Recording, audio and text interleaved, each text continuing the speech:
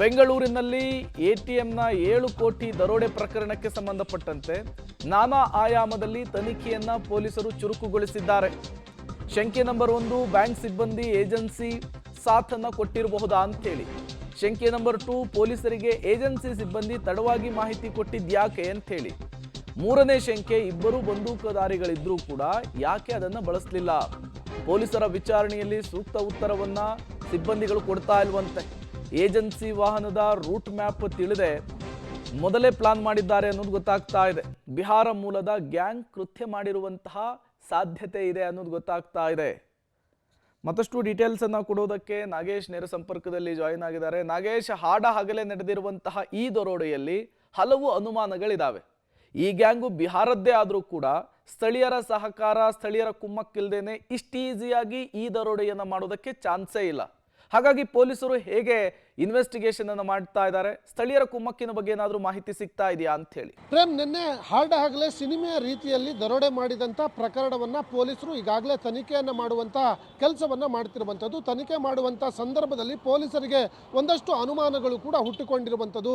Incident ಆಗಿರುವಂಥ ಸಮಯವನ್ನು ಪರಿಶೀಲನೆ ಮಾಡಿದಂಥ ಸಂದರ್ಭದಲ್ಲಿ ಇನ್ಸಿಡೆಂಟ್ ಆಗಿ ಸುಮಾರು 45 ನಿಮಿಷದಿಂದ 60 ನಿಮಿಷಗಳ ಕಾಲ ಅವಧಿಯಲ್ಲಿ ಅವರು ಮಾಹಿತಿಯನ್ನು ಕೊಟ್ಟಿರುವಂಥ ಮಾಹಿತಿ ಕೂಡ ಗೊತ್ತಾಗಿರುವಂಥದ್ದು. ಹಾಗಾಗಿ ಅದರ ಅಲ್ಲದೆ ಇನ್ನೊಂದು ಅನುಮಾನ ಕೂಡ ಮೂಡಿರುವಂಥದ್ದು, ಇಬ್ಬರು ಗನ್ಮ್ಯಾನ್ಗಳಿರ್ತಾರೆ, ಅದು ಕೂಡ ಎಕ್ಸ್ ಮಿಲಿಟರಿ ಸಿಬ್ಬಂದಿಗಳಿರ್ತಾರೆ. ಅವರು ಗನ್ಮ್ಯಾನ್ಗಳು ಇದ್ರೂ ಕೂಡ ಅದನ್ನು ಪ್ರಯೋಗ ಮಾಡಿಲ್ಲ ಅನ್ನುವಂಥದ್ದು ಕೂಡ ಒಂದು ಅನುಮಾನಕ್ಕೆ ಪ್ರಮುಖವಾಗಿ ಕಾರಣವಾಗಿರುವಂಥದ್ದು. ಇನ್ನೊಂದು, ಇದು ಬಿಹಾರ ಮೂಲದ ಗ್ಯಾಂಗಿನ ಕೃತ್ಯ ಅನ್ನುವಂಥ ಶಂಕೆ ವ್ಯಕ್ತವಾಗಿರುವ ಹಿನ್ನೆಲೆಯಲ್ಲಿ ಅವರಿಗೆ ಕುಮ್ಮಕ್ಕು ಕೊಡಲಿಕ್ಕೆ ಇಲ್ಲಿಯ ಸ್ಥಳೀಯ ಜನರು ಕೂಡ ಕೈ ಜೋಡಿಸಿರಬಹುದು ಅನ್ನುವಂಥ ಅನುಮಾನಗಳು ಕೂಡ ವ್ಯಕ್ತವಾಗ್ತಿರುವಂಥದ್ದು. ಹಾಗಾಗಿ ಈಗಾಗಲೇ ಸಿಬ್ಬಂದಿ ಇಬ್ಬರನ್ನ, ಅಂದರೆ ಗನ್ಮ್ಯಾನ್ ಆಗಿದ್ದಂಥ ತಮ್ಮಣ್ಣ ಮತ್ತು ರಾಜಣ್ಣ ಇಬ್ಬರನ್ನು ವಶಕ್ಕೆ ಪಡೆದುಕೊಂಡಿದ್ದಾರೆ. ಜೊತೆಗೆ CMS ವಾಹನವನ್ನು ಚಾಲನೆ ಮಾಡ್ತಿದ್ದಂಥ ವಿನೋದ್ ಕುಮಾರ್ನನ್ನು ಕೂಡ ವಶಕ್ಕೆ ಪಡೆದುಕೊಂಡಿರುವಂಥ ಸಿದ್ದಾಪುರ ಪೊಲೀಸರು ತೀವ್ರವಾಗಿ ವಿಚಾರಣೆ ಮಾಡುವಂಥ ಸಂದರ್ಭದಲ್ಲಿ ಚಾಲಕರಾಗಿರುವಂಥವರು ಹೇಳಿಕೆಯನ್ನು ಕೊಡುವಂಥ ಸಂದರ್ಭದಲ್ಲಿ ಪ್ರತಿ ಬಾರಿಯೂ ಕೂಡ ಒಂದೊಂದು ಹೇಳಿಕೆಯನ್ನು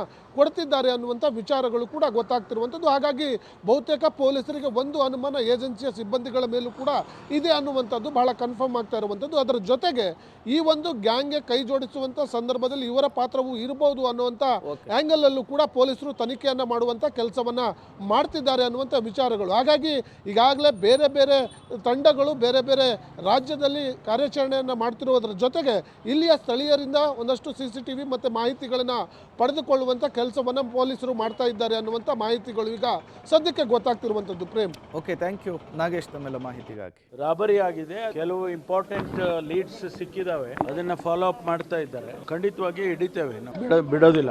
ಲೀಡ್ ಸಿಕ್ಕಿದೆ ಅಷ್ಟೇ ಹೇಳ್ತಿದ್ದೀನಿ, ಆದಷ್ಟು ಶೀಘ್ರವಾಗಿ ಹಿಡಿತೀವಿ. ಸಭೆನೂ ಮಾಡಿದೆ, ಮಾಹಿತಿಯನ್ನು ತಗೊಂಡಿದ್ದೀನಿ. ಇನಿಷಿಯಲಿ ಆ ಡ್ರೈವರ್ ಅವರು ಕೆಲವು ಸ್ಟೇಟ್ಮೆಂಟ್ ಬೇರೆ ಟೈಪ್ ಕೊಟ್ಟಿದ್ರು, ಮತ್ತೆ ಬೇರೆ ಕೊಡ್ತಾ ಇದ್ರು. ಆದರೂ ಆಲ್ರೆಡಿ ಮಾಹಿತಿ ನಮಗೆ ಏನೋ ಬಂದಿತ್ತು, ಆ ಆಧಾರ ಮೇಲೆ ನಾವು ನಾಕಾಬಂದಿ ಮಾಡಿದ್ದೀವಿ. ಮತ್ತೆ ಅಲ್ಲಿ ನಮ್ಮ ಪೊಲೀಸ್ ಟೀಮ್ಸ್ ಬೇರೆ ಬೇರೆ ಕಡೆ ಹೋಗಿದ್ದಾರೆ. ಈ ಕೇಸಲ್ಲಿ ಇದ್ದೀವಿ. 7 ಕೋಟಿ ಹೋಗಿದೆ, ಅದು ನಿಜ ಕಾಣ್ತದೆ. ಯಾಕೆಂದ್ರೆ ಅವ್ರ ಟೀಮ್ ಅವರು ನಮ್ಗೆ ಇನ್ಫಾರ್ಮ್ ಮಾಡಿದ್ರು ಲೇಟ್ ಆಗಿ. ಅದು ಹೇಗೆ ಹೋಯ್ತು, ಏನು ಹೋಯ್ತು, ಅದರ ಬಗ್ಗೆ ಯಾರು ಹಿಂದೆ ಇದ್ದಾರೆ ನಾವು ಪತ್ತೆ ಮಾಡಿ. ಫುಲ್ ಅಮೌಂಟ್ ಇದೆ, 7 ಕೋಟಿ 11 ಲಕ್ಷ ಇತ್ತು. 12 ಗಂಟೆ 21 ನಿಮಿಷಗಳಿಂದ ಡಿಸ್ಪ್ಯಾಚ್ ಆಗಿದ್ದಾರೆ, ಡಿಪಾರ್ಚರ್ ಆಗಿದ್ದಾರೆ. HDFC JP ನಗರ ಬ್ರಾಂಚ್ ಇಂದ ನಮ್ಮ CMS ಬ್ರಾಂಚ್ ಇದೆ, ಲಿಂಗರಾಜಪುರ ಬ್ರಾಂಚ್ ಇದೆ, ಅಲ್ಲಿಂದ ನಾವು ATM ಗೆಲ್ಲ ಡಿಸ್ಟ್ರಿಬ್ಯೂಷನ್ ಮಾಡ್ತಾರೆ.